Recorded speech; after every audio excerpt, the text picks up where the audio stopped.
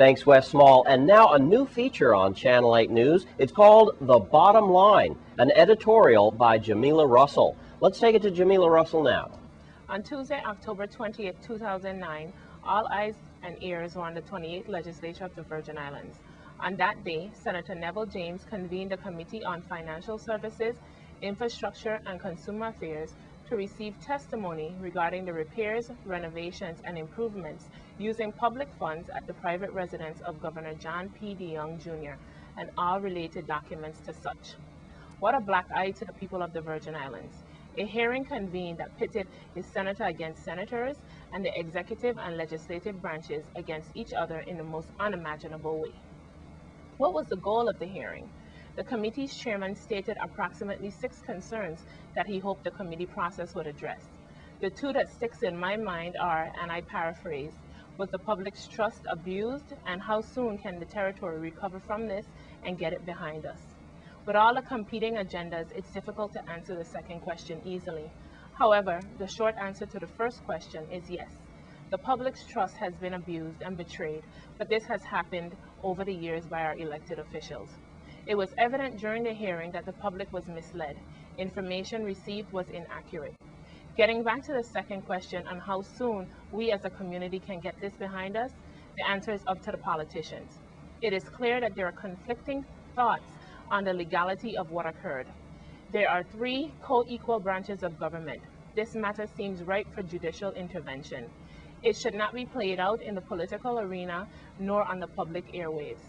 As I did not go to school to become a lawyer and eventually a judge, I will refrain from casting judgment and await the judicial branch's opinion on the matter, if there is one. We have 15 elected senators, and although you may not be a member of a committee, as a senator, you still have the right to attend all committee hearings and ask questions to testifiers and make your position on an issue known to the public.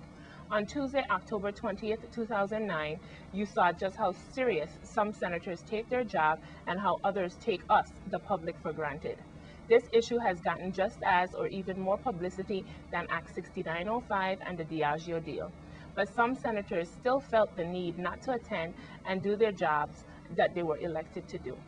Absent was committee member Senator Wayne James, who, according to the letter sent explaining his absence to the committee, is off in Cuba. Also absent were Senate President Louis Patrick Hill, Senators Craig Barshinger, Samuel Sanis, and Patrick Simeon Sproul, who are all members of the current majority.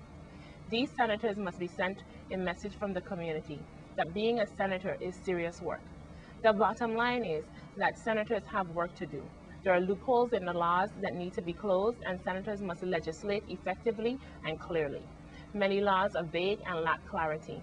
We need to address the economical issues that will bring the territory out of the financial slump we have recently experienced, and we need to address the quality of life for all Virgin Islanders.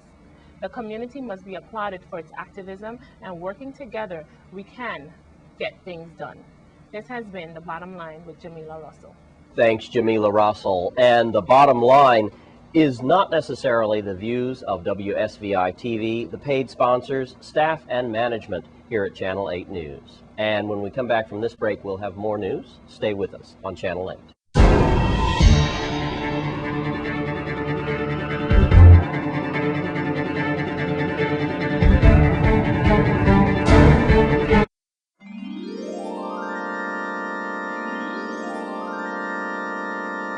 And now here's News Channel 8's Lee Carl with Mango Tango. Mango Tango, and I run into a good old friend, Kevin Hugh. And what are you doing here, Kevin? I mean, are you a painter or what? See you, Lee. It turns out I'm actually the current president of the American Advertising Federation of the U.S. Virgin Islands. And this is our event. It's a charity benefit, and it's a 2-part event. Tonight is where we're actually featuring some of the bowling pins, painted bowling pins that local artists have donated to the event. And then on October 24th, we're going to have a big bowlorama, as it's called, yes, where we're going to have 18 local companies bowling against each other, competing to see who wins. What bowling? That's going to be at the VI Christian Ministries Bowling Center. Near bottom of Donkey Hill. You got it. And so the winning team, they get the monies that we take in donated to their favorite charity.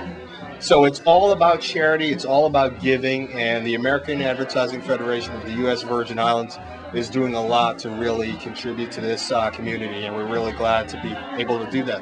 That's great. I'm going to show you some of the pins. They're most striking. I mean, incredible. And we even had a young bidder that you get to meet, and some of the people describing how they came about to do Yes, this. we are. I'm Terry Brown with MLB Creative and with the American Advertising Federation of the U.S. Virgin Islands, and this is our event. It's a two-part event. This is the first part. It is the gallery opening of 10 famous local artists who are debuting their bowling pin artwork, which will be silent auction tonight and continuing next week for charity.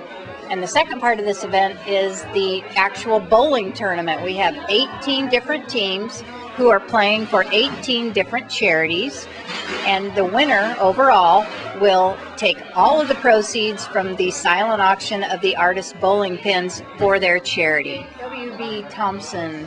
Hi. And he is one of our featured artists this evening. You're a featured artist? I didn't know. I painted a bowling pin, yes. Tell us what you did. I did a bowling pin that's the head pin, it's called. And it's a blue bowling pin. And it's a lot of fun to be a part of these other artists' work, get to see what they did. What's your name again? Bill Thompson. My name is Lisa Etri. Hello, Lisa. Hi. Tell us a little bit about it. You're the artist for this? I am the artist for this. Where'd you get the idea? Where did it come Well, this is like a signature style of mine. I've been around for a while. I grew up in St. Croix. Have been living on St. John for 29 years, and I teach in St. Thomas. I've taught at Eudora Kent High School for 26 years. So I am a true Tri-Island Virgin Islander. And this is a style that I started years ago that took off, and I've done prints and paintings, and when I saw the bowling pin, it just lent itself to my graphic, colorful graphic style. So I went with what I was known for, and this is my final product. Colorful, brilliant, and pleasing. Flip it around, so it's all the way around. It's all the way around. Yeah, very Wanted to say, special thanks to our treasurer, Terry Brown, and the staff at MLB Creative, who really are responsible for a lot of this whole event, putting it together, making it happen, and just hats off to Terry and MLB. Was this a strike or a spare?